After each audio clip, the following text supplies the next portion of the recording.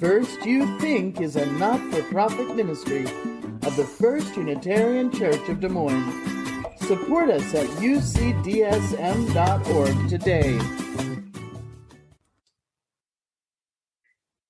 There is more love somewhere. Those are the words of one of our hymns. There is more peace, more hope. And I'm going to keep on till I find it because it's out there for me to find.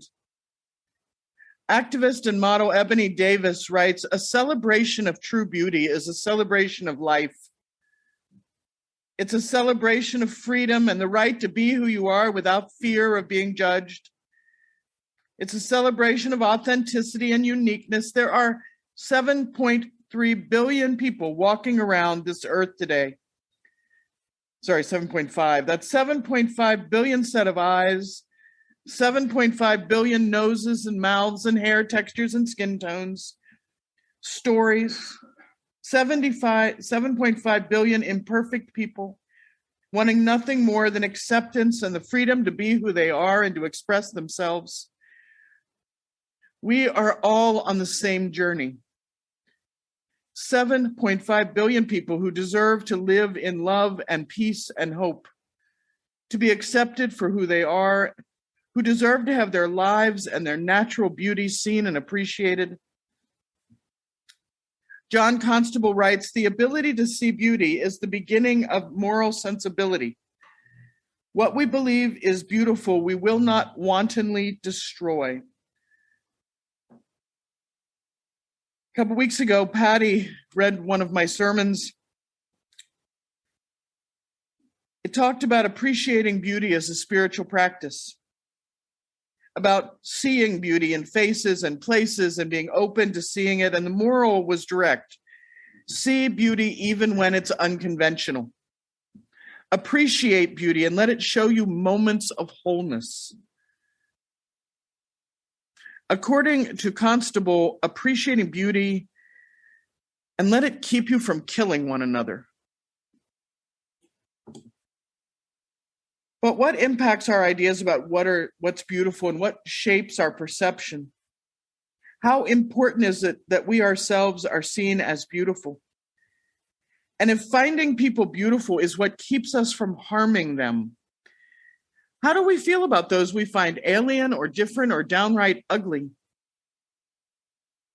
And these questions come back again and again and again to the difference between deep, true beauty and societally created beauty standard. Our society bombards us with messages every day to convince us that appearance is important, maybe more important than anything else.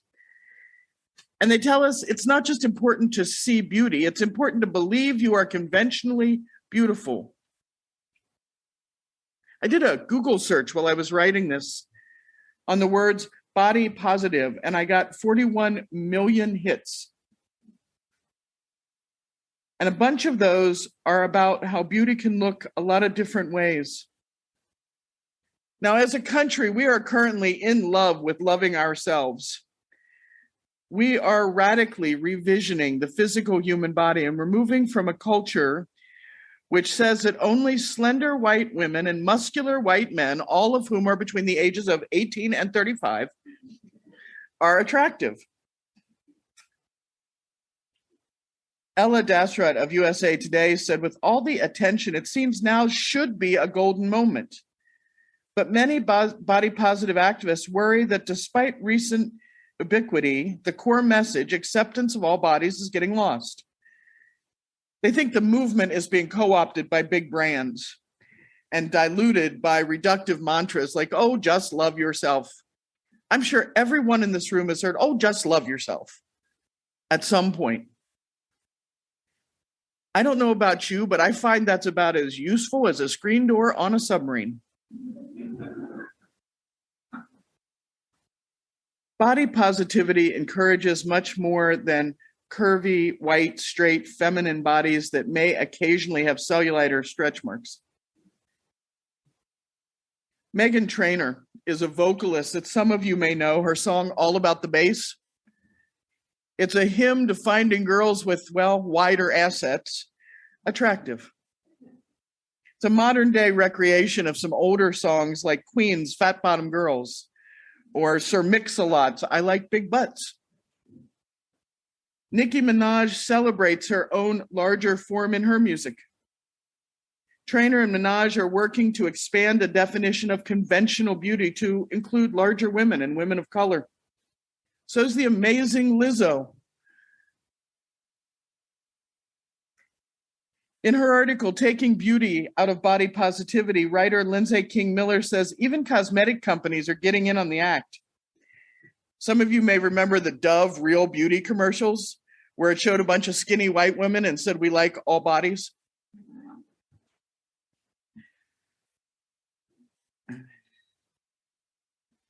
The ad's heartwarming, but it's hardly a dramatic reversal of the conventional. And the viral advertisement reminded women that being found beautiful by other people was more important than what they thought of themselves. At the end of it, one of the women said, "I should be more grateful of my natural beauty. It impacts everything. It couldn't be more critical to our happiness." This all sounds positive, but it's based on a dangerous idea, the idea that everyone on the planet can be conventionally beautiful and you have to be seen as so to matter. Beauty is important. Its appreciation can be a spiritual practice. It can help us find those moments of wholeness. But there are two ideas of beauty, and one is vastly more important. True beauty, born of wholeness and inner radiance, that inner fire I have talked about before, is important. And recognizing it in yourself is important. Conventional beauty as is sold to us, it's a different issue altogether. It's a commercial product.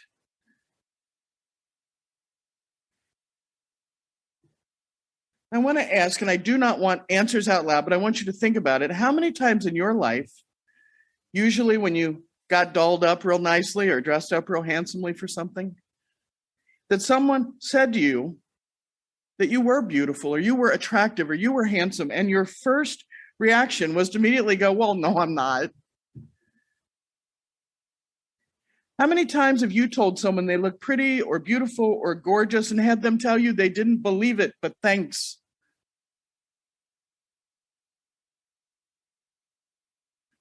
We struggle in a culture that tells us we should try to be conventionally attractive, but we're an egomaniac if we agree that we got there.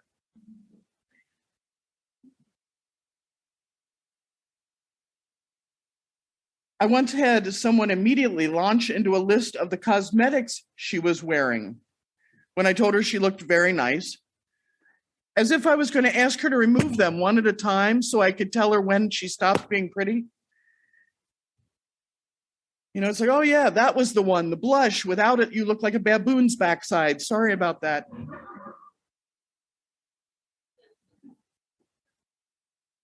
Reverend Meg Barnhouse said they shouldn't call it the beauty aisle, that place in the store with all the makeup. Call it the decoration aisle. I know what beauty is. It's not the store. It's everywhere. It may be above you, below you, all around you.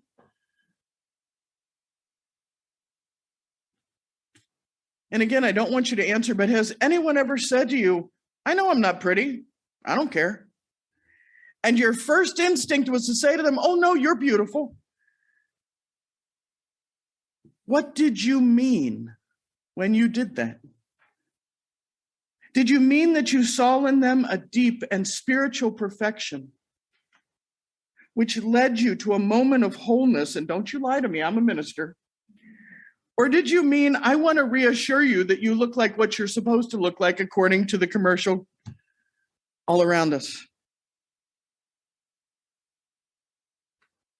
Opening up conventional ideas of beauty to include people of all physical abilities, of all colors, transgender people, people with natural differences, larger people, that's not wrong at all, but it ignores a bigger issue.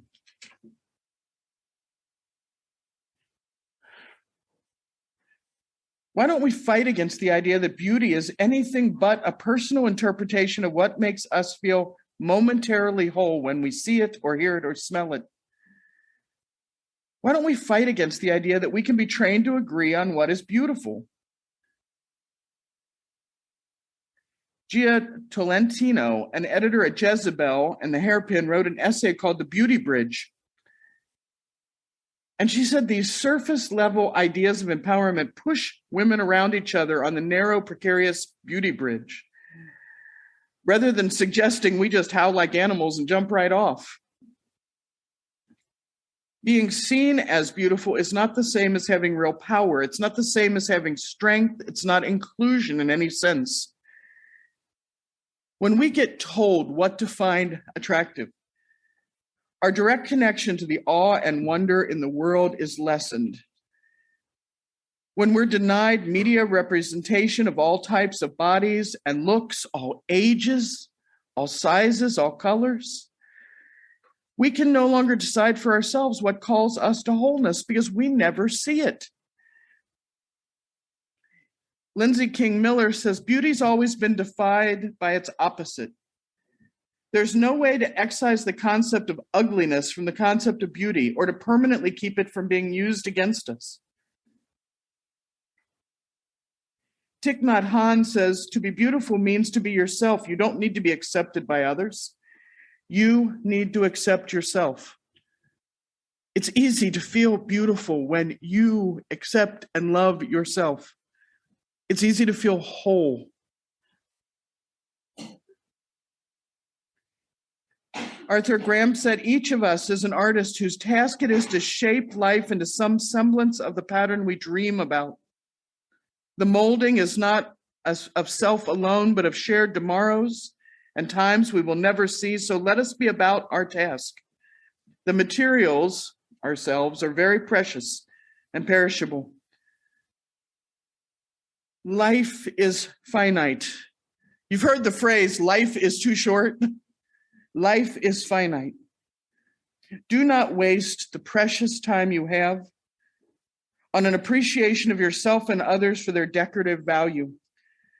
John O'Donohoe says, if you try to view yourself through the lenses that others offer you, all you will see are distortions. Your own light and beauty will become blurred, awkward, and ugly.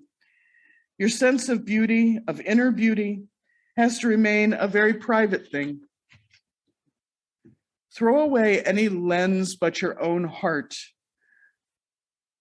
Embrace your beauty that brings you wholeness, that brings you peace. Ignore the shallow waters of media dictates because you are much deeper than that. There's a river of true beauty flowing through your soul, and it's telling you that you are somebody. So take a deep breath and listen. Find that peace in yourself as we go into uncertain times. And know that you are beautiful. Amen.